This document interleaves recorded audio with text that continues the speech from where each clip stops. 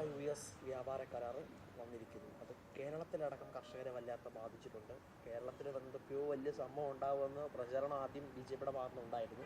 ബജറ്റിൽ അവഗണന ഉണ്ടായി. ഇപ്പോൾ ഈ ടാരിഫിൻ്റെ നടപടിയും കൂടെ വലിയ രീതിയിൽ തന്നെ ബാധിക്കുന്ന സാഹചര്യത്തിലേക്ക് എത്തിയിരിക്കുകയാണ്. അപ്പോൾ ഏത് രീതിയിലായിരിക്കും അത് കർഷകരെ? മോദി ഇന്ത്യയുടെ സർവ്വ സ്വാശ്രയത്വവും ഇപ്പോൾ പണയം വെച്ചിരിക്കുകയാണ് അമേരിക്കയ്ക്ക്. അവിടെ ട്രംപ് എന്താണോ പറയുന്നത് അതാണ് അദ്ദേഹം ചെയ്യുന്നത്. ഇന്ത്യ എവിടെ നിന്ന് എണ്ണ വാങ്ങണം, ഇന്ത്യയിലെ ജനങ്ങൾ ഏത് ആഹാരം കഴിക്കണം എന്നൊക്കെ ഇപ്പം മോദിക്ക് ഉപദേശം കൊടുക്കുന്നത് ട്രംപാണ്. ഏതായാലും രാജ്യത്തെ ജനങ്ങളെ അതിഗുരുതരമായി ബാധിക്കാൻ പോകുന്ന ഒരു വിഷയമായിട്ടാണ് ഇതിനെ ഞാൻ കാണുന്നത്. പാർലമെൻറ്റിൽ ഒന്നും തന്നെ ഇതിനെക്കുറിച്ച് പറഞ്ഞിട്ടില്ല. അപകടകരമായിട്ടുള്ളൊരു നീക്കമാണ്. രാജ്യത്തിൻ്റെ സ്വാശ്രയത്വം പണയപ്പെടുത്തുന്ന നീക്കമാണ്.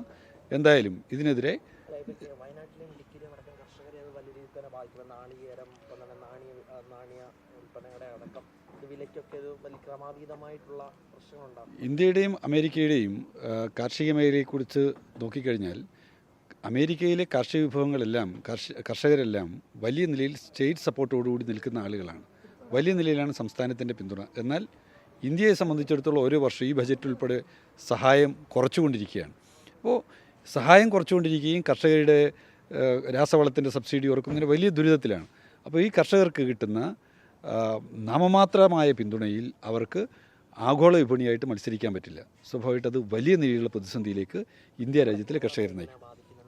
ആ കേരളത്തിലെ കർഷകരെന്നുള്ളത് ഈ വയനാട്ടിലെ കാപ്പി കർഷകരെയും വയനാട്ടിലെ തേയില കർഷകരെയും ഇഞ്ചി കർഷകരെയും എന്ന് വേണ്ട നാളികേര കർഷകരെയും എല്ലാം അതിഗുരുതരമായിട്ടുള്ള പ്രതിസന്ധിയിലേക്കാണ് സ്റ്റേറ്റ് സപ്പോർട്ടോടുകൂടി കൃഷി ചെയ്യുന്ന വലിയ സബ്സിഡി കിട്ടുന്ന അമേരിക്കയിലെ കർഷകരോട് അവരുടെ കാർഷിക വിഭവങ്ങളോട് മത്സരിക്കാൻ ഇന്ത്യയിലെ കേരളത്തിലെ വയനാട്ടിലെ കണ്ണൂരിലെ തിരുവനന്തപുരത്തെ അല്ലെങ്കിൽ ഇടുക്കിയിലെ കർഷകർക്ക് അവരുടെ ഉൽപ്പന്നങ്ങൾക്ക് കഴിയില്ല.